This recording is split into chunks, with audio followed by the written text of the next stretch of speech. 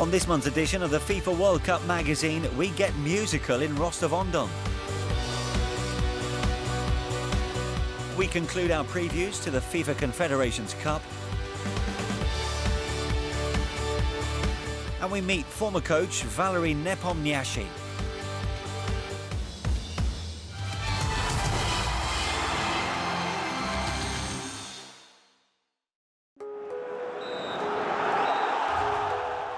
But we begin with the conclusion to the Russian Premier League season and the coronation of one of the country's biggest clubs. After 16 years of near misses and abject failure, Spartak Moscow secured their 22nd league title. It was a remarkable season for the People's team. After changing their head coach just a week into the season, they confounded pre-season expectations by topping the table for all but 2 weeks and welcomed home a prodigal son. I think it was a seminal moment in my career to return back to my original team 12 years after leaving and win the championship with them. It's a dream come true. I always aspired to this and for it to happen for the whole team. Born and raised in Moscow, the son of a Spartak fan, Alexander Samedov made his debut for the Diamond Club in 2002, the year after Spartak's last title win. He spent 3.5 seasons there before leaving in 2005. Over the next 12 years, the midfielder played for a total of 3 other clubs in the capital, FC Moscow, Dinamo and Lokomotiv, with whom he had 2 separate spells. It's a tour of the city's teams that few can match. I remember my playing days with all those teams. I have good memories with all of them. A small part of me probably stayed with each of the teams because all of my experiences were positive with them. I don't regret how my career has evolved. I'm very happy with it. Despite firmly establishing himself as a key part of the Russian national team during this time, the league title eluded him. Samedov's only club successes were 2 Russian Cup wins with Lokomotiv in 2007 and 2015. Winning the Russian Cup with Lokomotiv Moscow was great, but I always wanted to win the league. Rejoining Spartak gave me that opportunity to be a champion. Despite Spartak leading the league heading into the winter break, the 32-year-old's return in January 2017, which saw him score 3 goals in 10 subsequent appearances, was seen by many fans as the final piece in a title-winning team.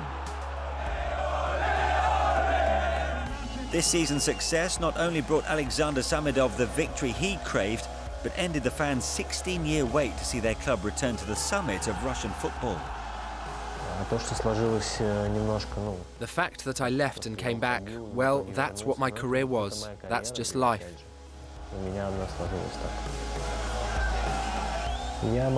What I can say is that I always wanted to play for Spartak, to play for the main squad, to be part of something special.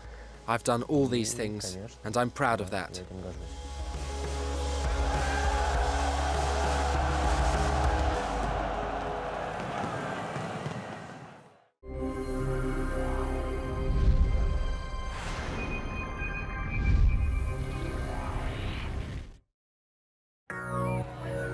Over the course of May, the 4 host cities for this year's Tournament of Champions each took turns to host the FIFA Confederations Cup Park. Held over 2 days in each city, the park opened in Moscow before travelling to Sochi, then Kazan, before ending in St. Petersburg. Fans were treated to an array of interactive exhibitions pertaining to the tournament and had the chance to see the FIFA Confederation Cup Winners' Trophy for themselves. The highlight of the 2-day extravaganza was the appearance of a number of former internationals. On stage in Kazan, the guests of honour were 2002 FIFA World Cup winner Ronaldinho and Nigeria's 1994 Africa Cup of Nations winner JJ Okocha. It's a beautiful feeling to come here and see everyone's excitement. It's my first time in Kazan, and being welcomed by so many people makes me very happy.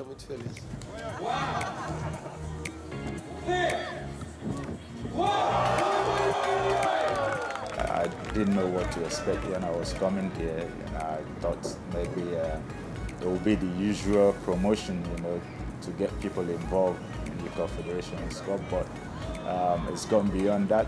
The awareness that they've created here, the buzz, the fun that they've brought to their people, because it's not just football fans that are here.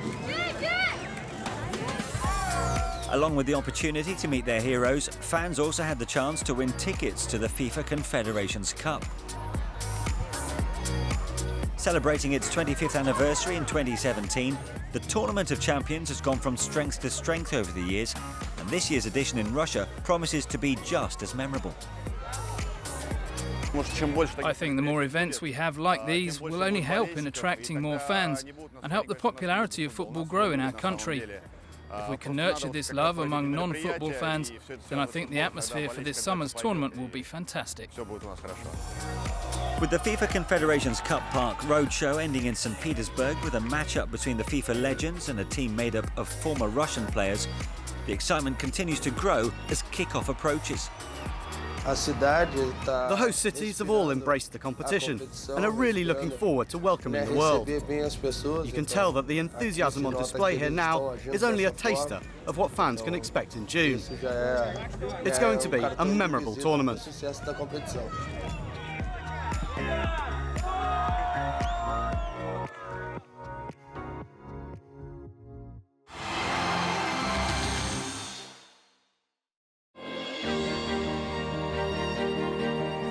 Staying with the FIFA Confederations Cup, we continue our preview series with CONMEBOL representatives Chile, one of the favourites to win this summer's tournament.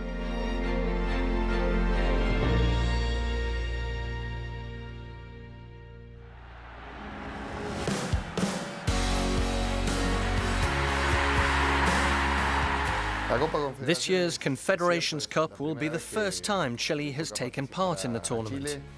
And I think we'll enjoy it. We want to soak up the atmosphere and experience everything that comes with such a prestigious event. Above all, our intention, as always, will be to play at our very best and win. Nicknamed La Roja, the Chileans booked their place in Russia after lifting the Copa America on home soil, their first international trophy. A feat they repeated a year later as they won the Copa America Centenario. Being able to take part in this tournament is very important to me and to all the players. It's an opportunity not many people get.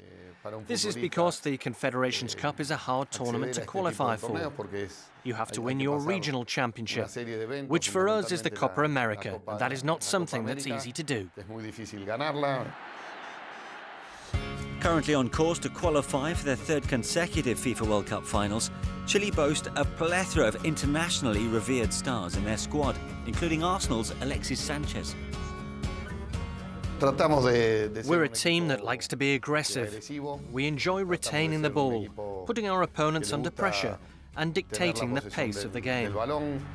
We put an emphasis on teamwork, on working together as one. The players who wear the colours of Chile know this. Within the current team, we have a core of players, virtuosos and soloists, who can impact a match single-handedly. Players who transcend the action on the pitch. Alexis is one of them.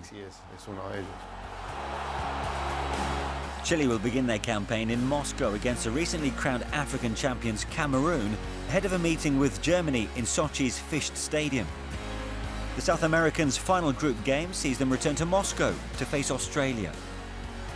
The format of the tournament means we'll be playing some top-level teams. The world champions Germany are the highlight, but the other teams will be a challenge too. We don't normally play them, but as they have qualified, they will certainly be strong. We're aiming to win the trophy. We know it'll be difficult, but we are confident that we have the ability to defeat any of our rivals.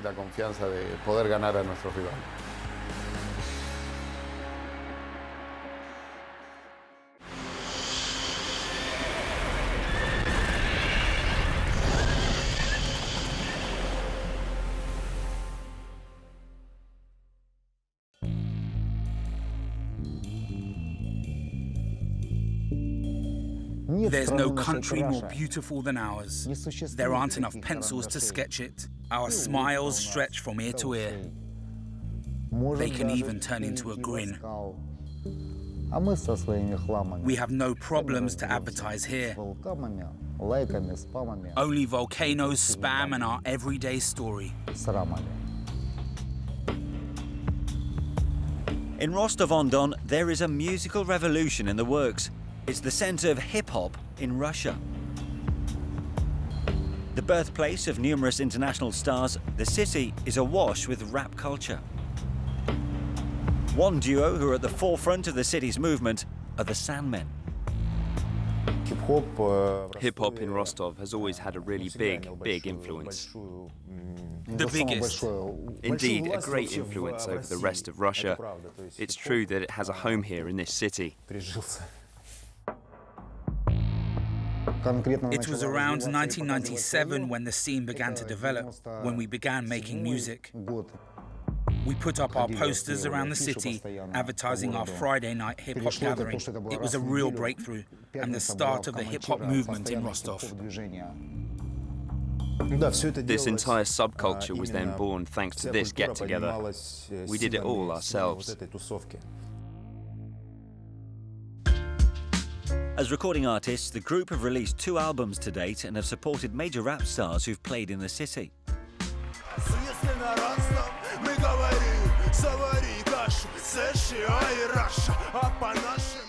Unlike their American counterparts, their subject matter is a little more abstract, providing an alternative perspective on social commentary.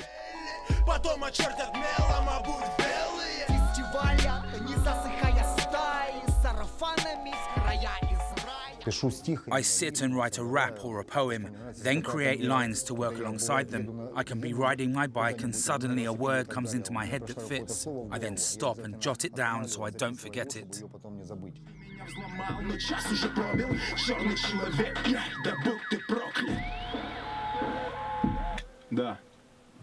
We each have our own corner of the studio, our home, so to speak. It's important to be comfortable to spark creativity. All the technical elements we do in the main studio, while all the creative efforts take place in our head. A focal point in the city is Yegor's Laundrette, where you can watch local hip-hop artists perform and find out about upcoming shows. This place is really something unique to Rostov. It started to gain a massive following. I love it here. Rappers from all around come here to hang out. Even our fans who are just in Rostov for the night on business will visit to find out what's going on. It's a hub for hip-hop in the city. This is Rostov, Rostov-on-Don, the home of hip-hop. Welcome to our city, the Sandmen.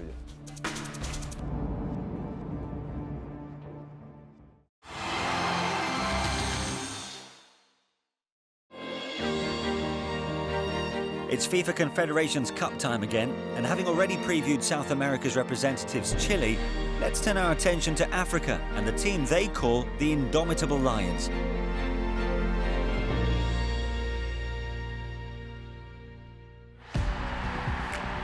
In February, Cameroon defeated Egypt to claim their 5th Africa Cup of Nations title. Not only did it see them secure an unexpected victory, but their triumph in Gabon saw them book their ticket to the FIFA Confederations Cup in June, their first appearance at the Tournament of Champions in 14 years. For Cameroon, the victory reaffirmed the country's standing on the international stage and the rich history of Indomitable Lions, like Roger Miller, Samuel Eto'o and Alphonse Tchami. It's a history that we have to live up to. Our tradition in Africa dictates that we have to show that lions really are the king of the jungle.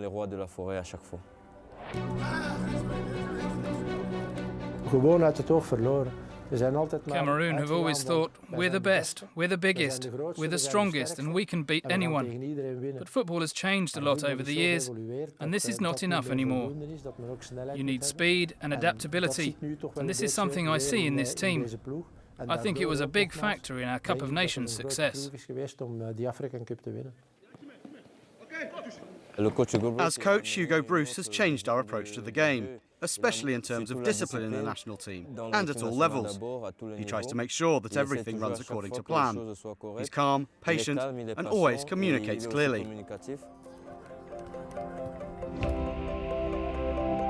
Having taken the reins in February 2016, the 65-year-old Belgian is still in the process of rejuvenating his squad, blooding a host of young players alongside more established stars like Benjamin Mkanjo and Vincent Aboubakar.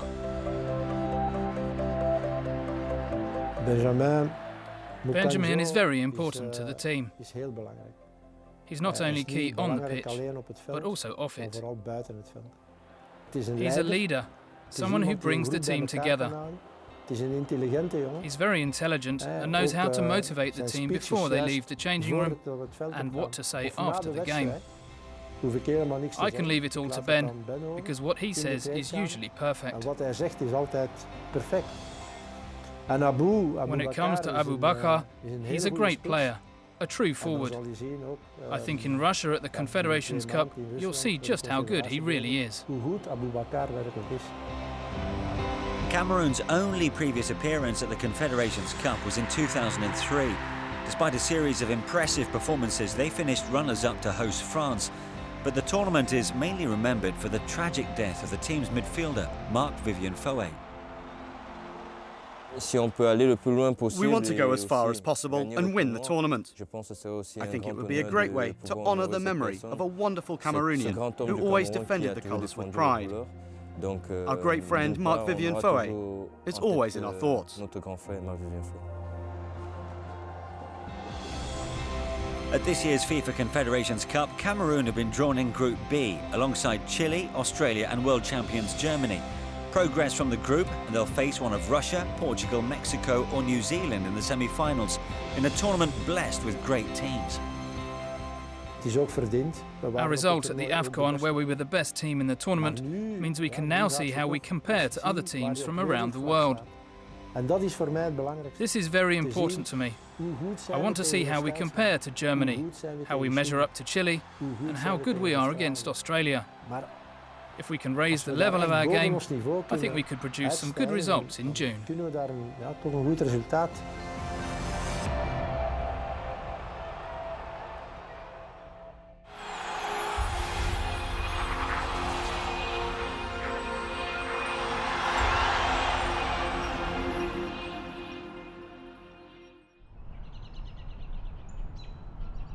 I'm often asked what was the most memorable moment of my career.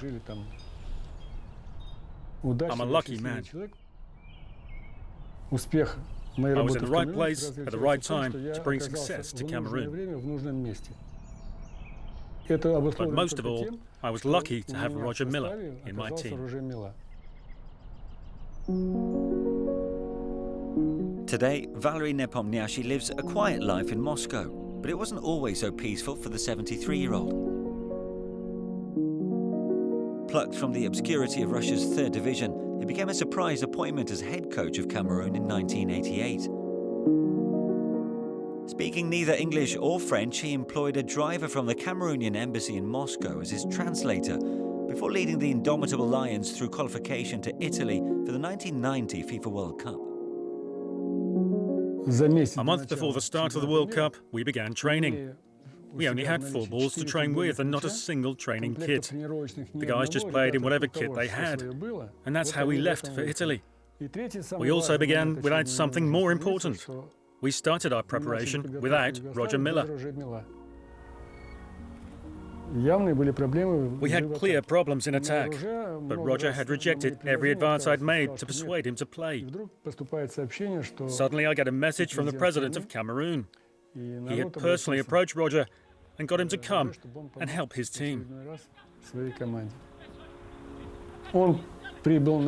He arrives at the training camp, and on his second day we played a match. He demonstrated in 10 minutes that he was ready, and I had no doubt about his ability.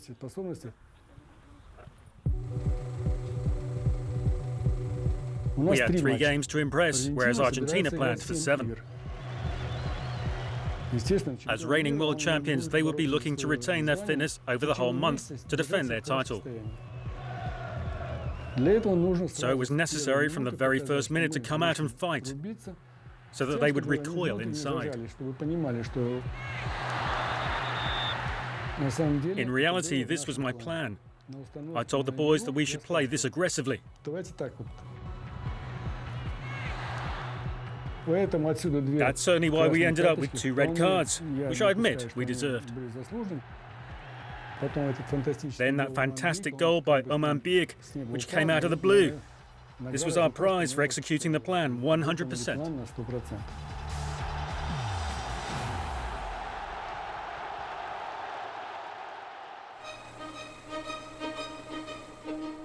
Roger Miller then became a hero, scoring phenomenal goals. His high level of skill, intuition, and his understanding of the game made the difference for us.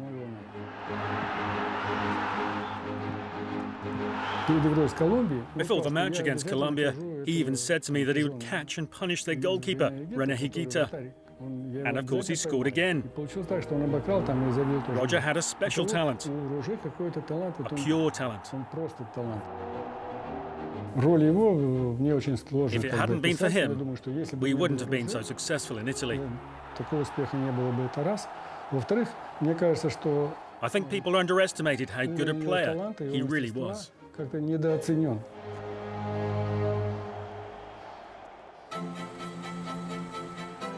I had confidence going into the England game. We concede the first goal following a cross from the left. So I'm screaming, boys, defend the wings like we planned. Then we go 2-1 in front, and again, I'm completely confident. Then suddenly Sir Bobby Robson replaced the left winger Barnes and brings a new player into the centre. For us to be successful now, we need to tighten up between our 4 defenders. But Stephen Tator, our captain, didn't get this message. Our bench was here, and he was playing 200 metres away. We then concede a penalty with 7 minutes to go, following an attack through the centre, and it's 2-2. Then, once in extra time, we'd lost the impetus and concede another penalty and lose 3-2 to the English.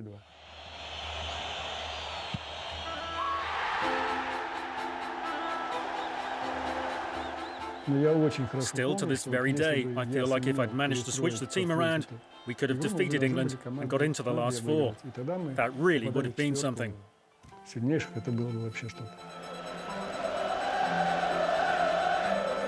Even now, there's still this great feeling of admiration and joy for the job me and the boys did that summer.